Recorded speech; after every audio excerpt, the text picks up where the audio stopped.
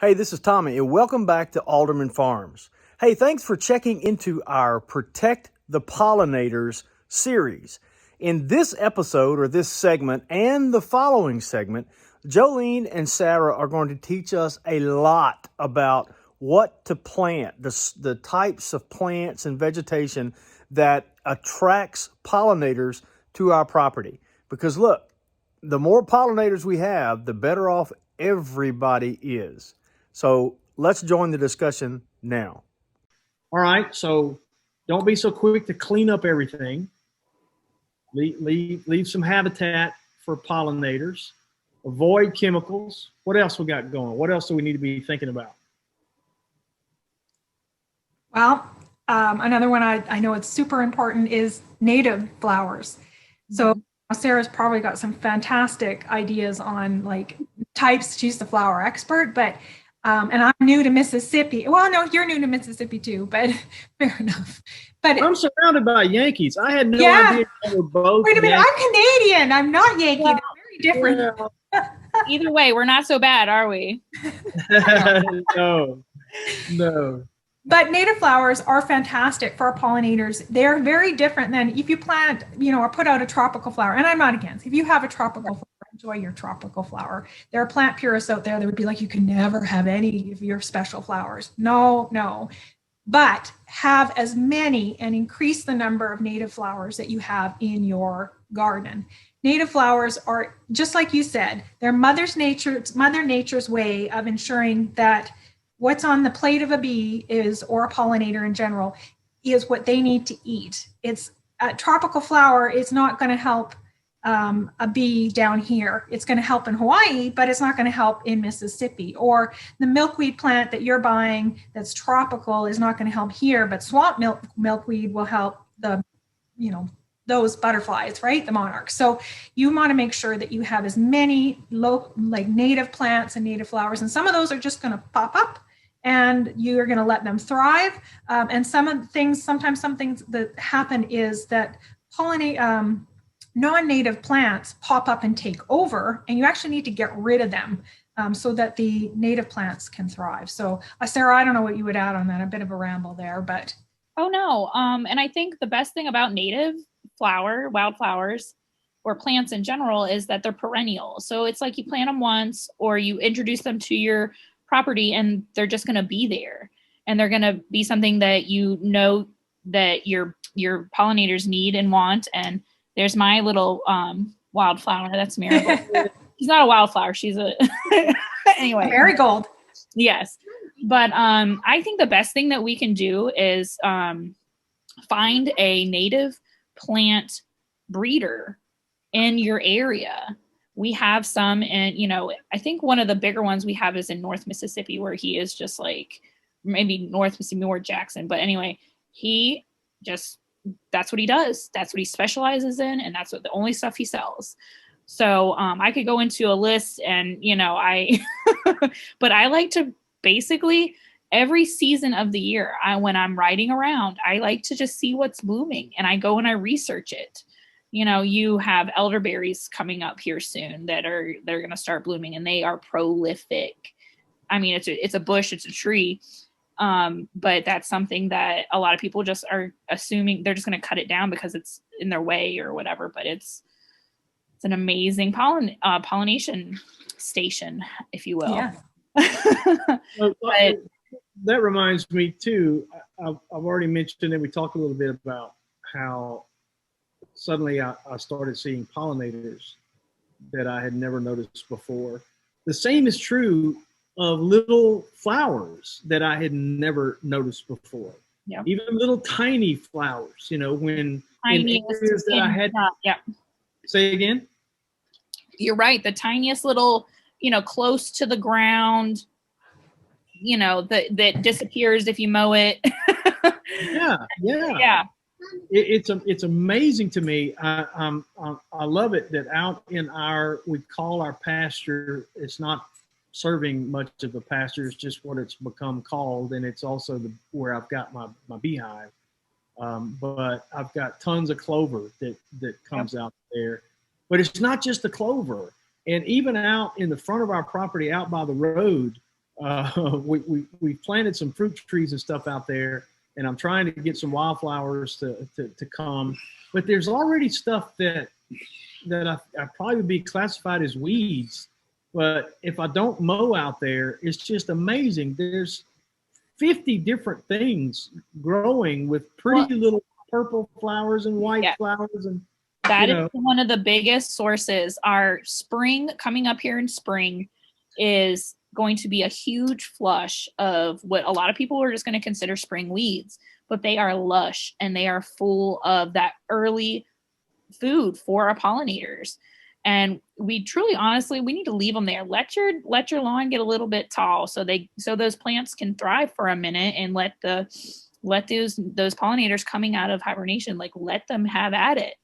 And it's going to be there's chickweed, there's henbit, there's dead nettle, there's those little, people like to call maybe like wild onions, wild chives, wild garlic, something like that, little white flowers, all that sort of stuff. We need to leave it there. Or leave a patch, leave something there for them to enjoy. So let me ask you this. First of all, before I forget it, Sarah, I want you to send me the link to that guy in North Mississippi. Oh, yes, I will.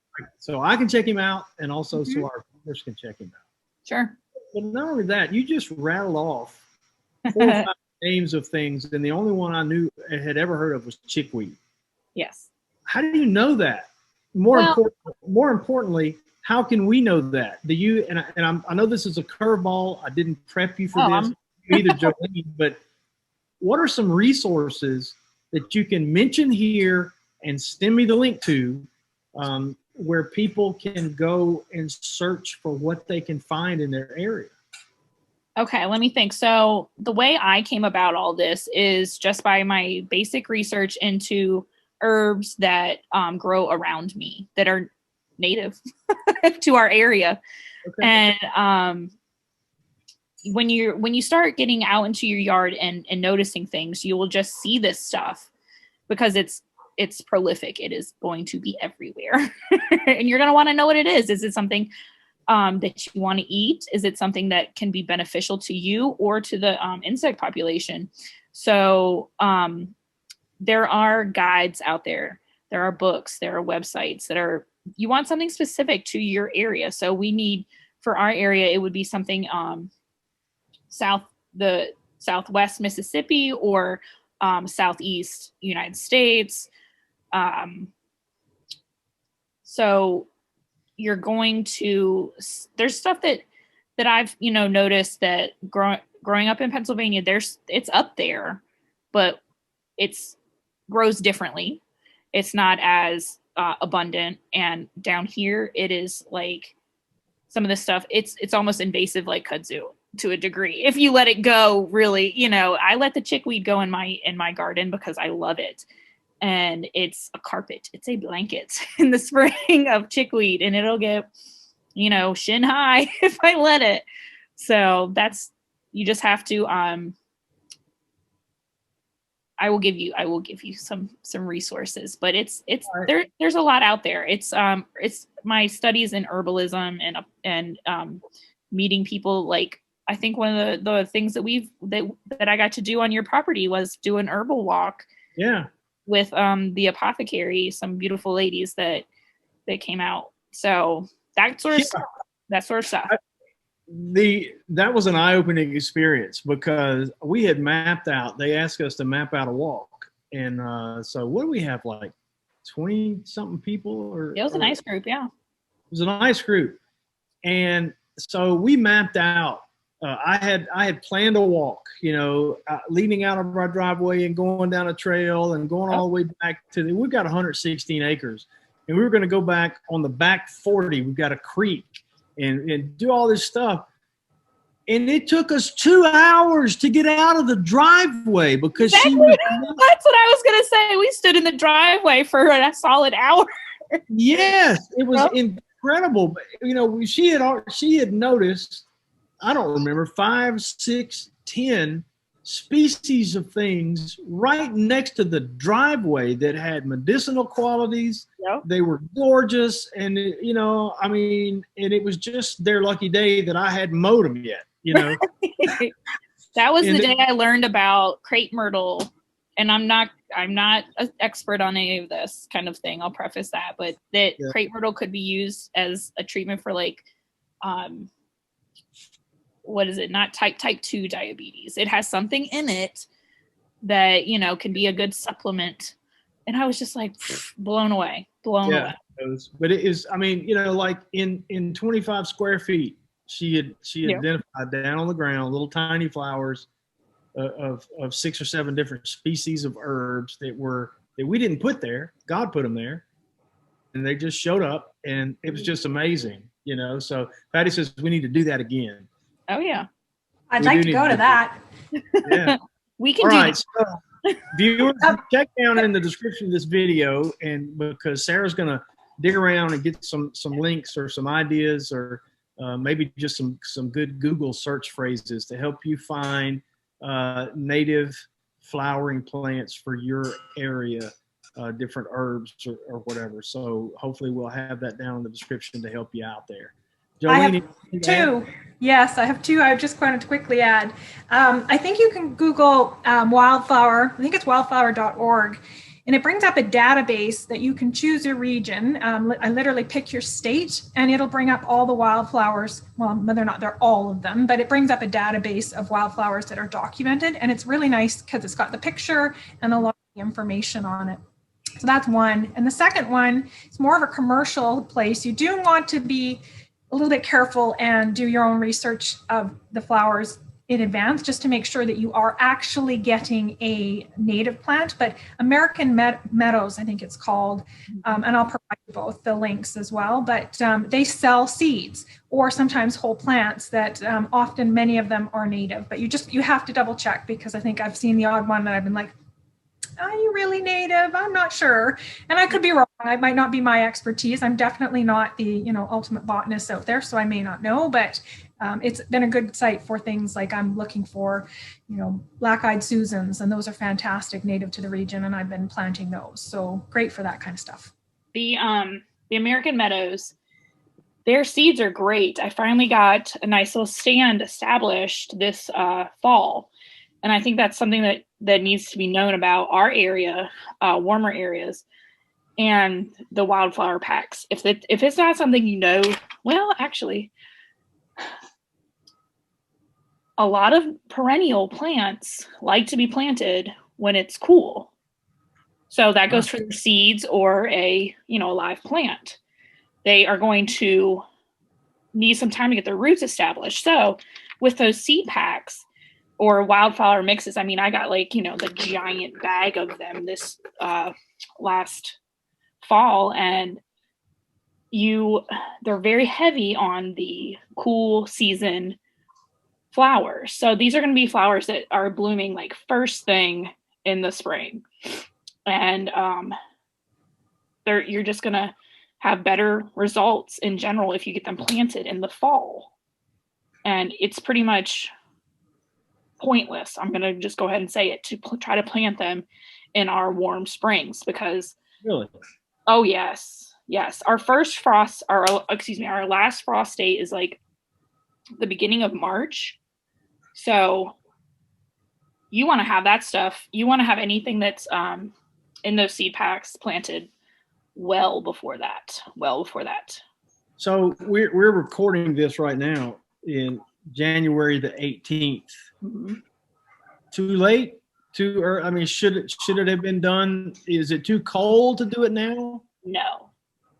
It might be too wet actually, but no, if you can get into your ground and prep your space and get them in there, they will have enough time. Excuse me, I'm playing this. They will have enough time to get established before it gets too warm. But this is the time right now. Any later, and you may not get that lush picture from the cover. So you mentioned prepping the ground, or prepping your space. So the way I prep space for wildflowers is I walk out there and throw the seeds. Right.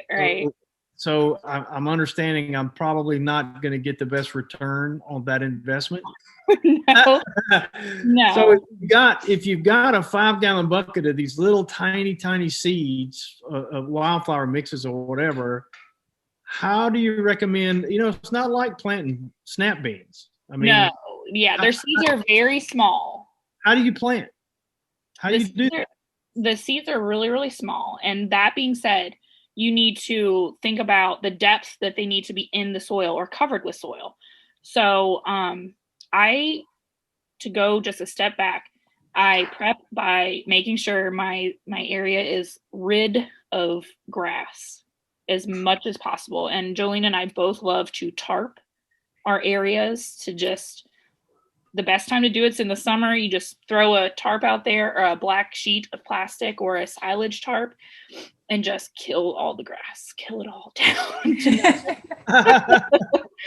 And a good next step would be to kind of scratch the surface to give it some kind of tooth, something for the seeds to touch. They need to touch the soil very, very well. They need to make good contact with the soil.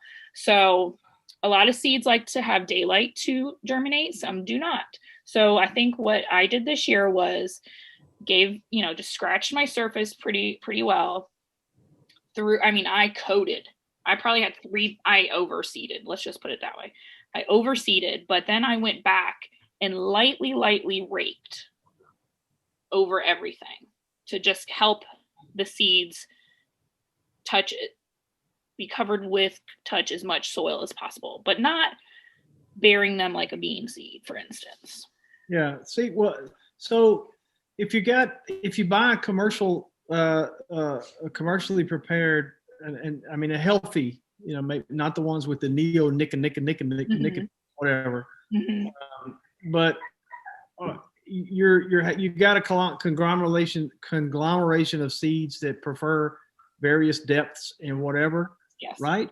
Yes. So I'm just going to tell you, I want more than anything to have a pollination heaven at my place, but who's got time to take a seed pack with all those seeds and make sure that, what do? You can't separate them out and say this one goes this deep and this one goes that deep. That's why I overseeded.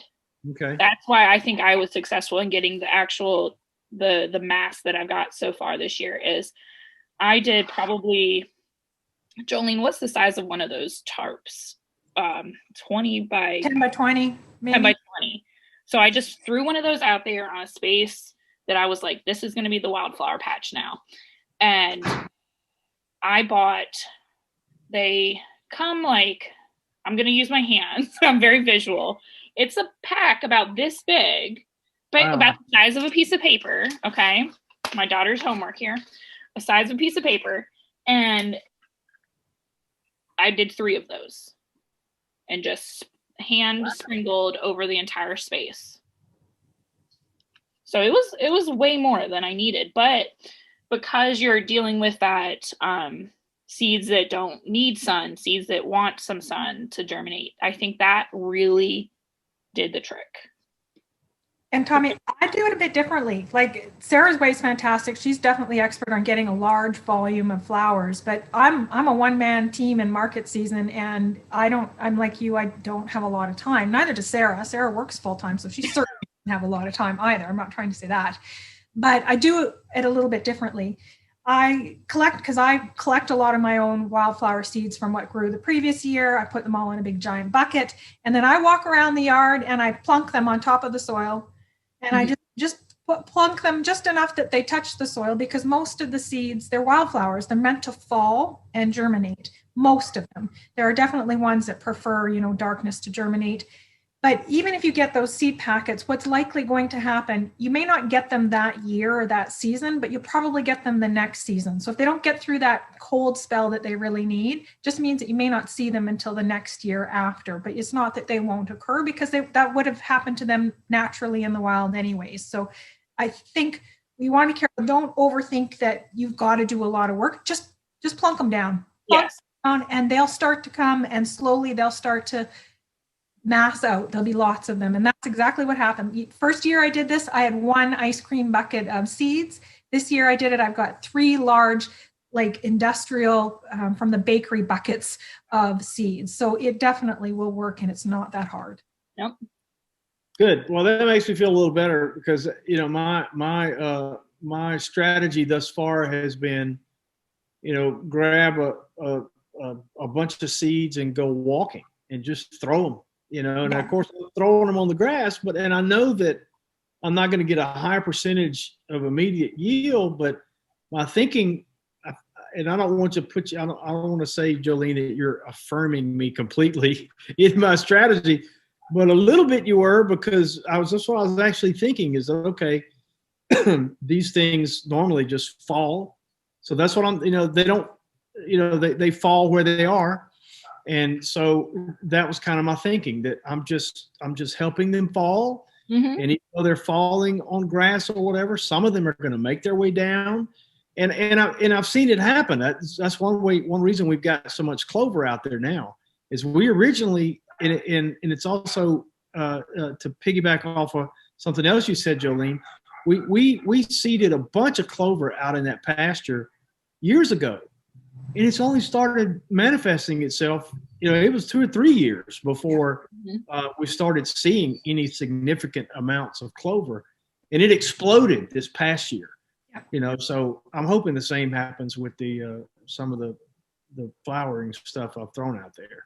Yeah, I think if you can get it to touch the soil, like dropping it on the grass, you lower your kind of your luck, your germination rate. But if you can, you know, at least move the grass a little bit and then sprinkle, I think you'll really have a much improved number of flowers start to show up. I'm not saying you can't toss it, but I think you'll improve your overall success if you actually hit the soil.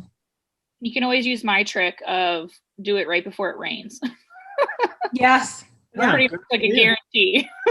Yeah. Yeah, that's a good idea. And where we live, it's not hard to pick a day just before it rains. All right. You don't have to wait too long. Well, we talk a lot about flowers. Sarah, you mentioned one bush or tree talking about elderberry.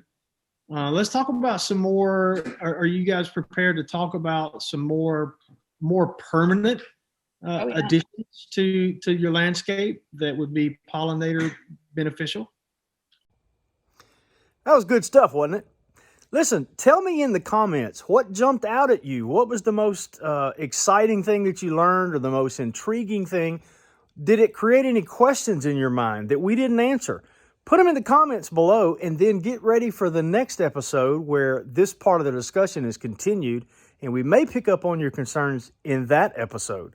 Thanks so much for watching. Please give us a thumbs up. Subscribe to our channel to help us know that you want us to keep these coming. Thanks.